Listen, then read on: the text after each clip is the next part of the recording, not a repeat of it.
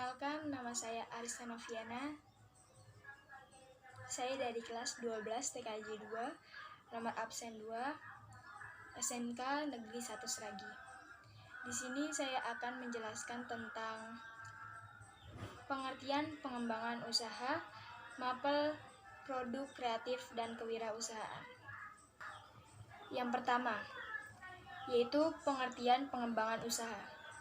Pengembangan usaha adalah ide, inisiatif, dan kreativitas yang bertujuan untuk menjadikan bisnis lebih baik, termasuk meningkatkan pendapatan, pertumbuhan dalam ekspansi bisnis, meningkatkan profitabilitas dengan membangun kemitraan strategi dan membuat keputusan bisnis strategis.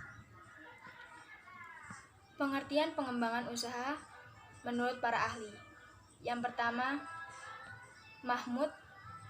Mahfud. Pengembangan usaha adalah perdagangan yang dilakukan oleh sekelompok orang yang terorganisasi untuk mendapatkan laba dengan memproduksi dan menjual barang atau jasa untuk memenuhi kebutuhan konsumen. Yang kedua, Brown dan Petrello. Pengembangan usaha adalah suatu lembaga yang menghasilkan barang dan jasa yang dibutuhkan masyarakat.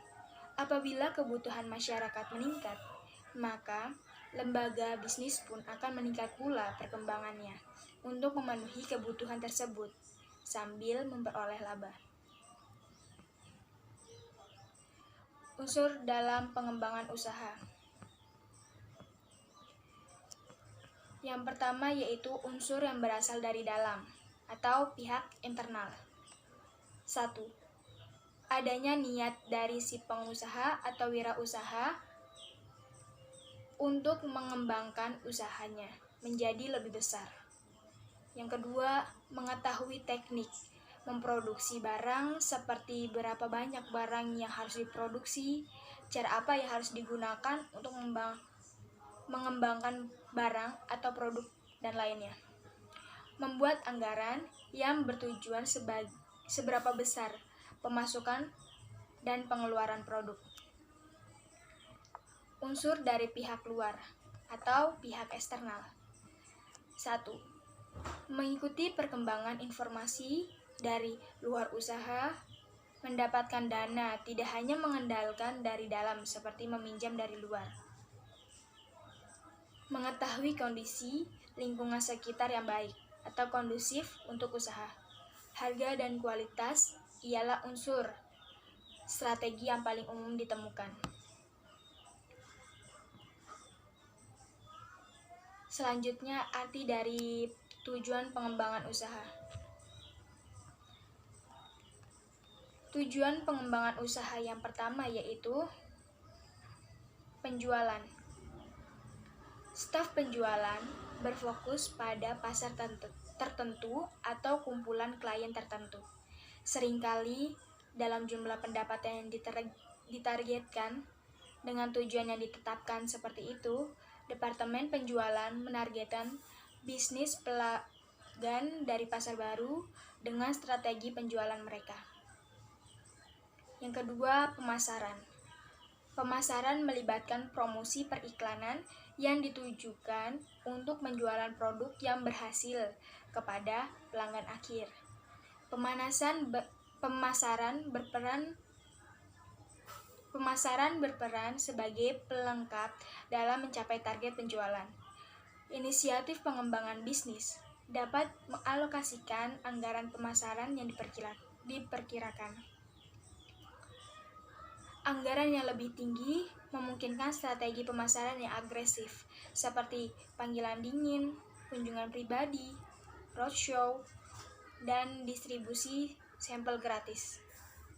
Anggaran yang lebih rendah cenderung menghasilkan strategi pemasaran yang pasif, seperti iklan online terbatas, iklan cetak, iklan media sosial, dan baliho. Inisiatif atau kemitraan strategis.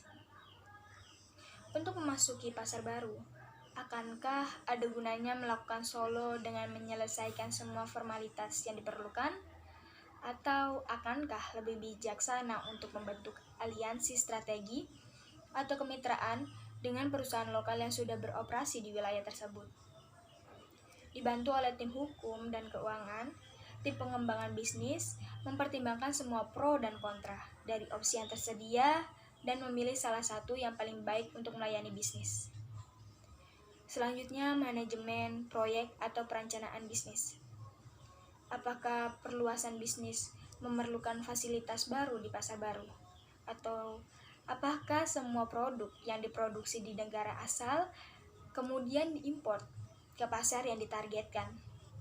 Akankah opsi terakhir yang membutuhkan fasilitas tambahan di negara basis?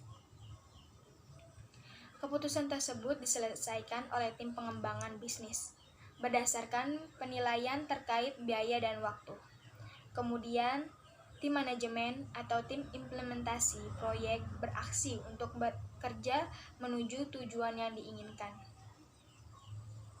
Manajemen produk. Standar peraturan dan persyaratan pasar berbeda-beda di setiap negara.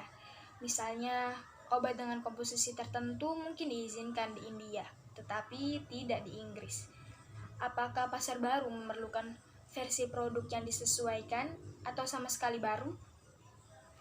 Persyaratan ini mendorong pekerja, manajemen produk, dan departemen manufaktur, seperti yang diputuskan oleh strategi bisnis. Pertimbangan biaya, persetujuan hukum, dan kepatuhan terhadap peraturan semuanya dinilai sebagai bagian dari rencana pengembangan bisnis. Selanjutnya, manajemen vendor. Akankah bisnis baru membutuhkan vendor eksternal? Misalnya, apakah pengiriman suatu produk memerlukan layanan kurir tertentu? Akankah perusahaan bermitra dengan rantai retail yang mapan untuk penjualan eceran? Berapa biaya yang terkait dengan penugasan ini? Tim pengembangan bisnis menangani pernyataan-pernyataan ini. Negosiasi, jaringan, dan lobby. Beberapa inisiatif bisnis mungkin membutuhkan keahlian dalam soft skill. Misalnya, melobi adalah legal di beberapa wilayah lokal dan mungkin diperlukan untuk menembus pasar. Soft skill lainnya seperti jaringan dan negosiasi mungkin diperlukan dengan pihak ketiga yang berbeda, seperti vendor, agensi, otoritas pemerintah, dan regulator. Semua inisiatif tersebut merupakan bagian dari pengembangan bisnis. Yang terakhir yaitu penghematan biaya.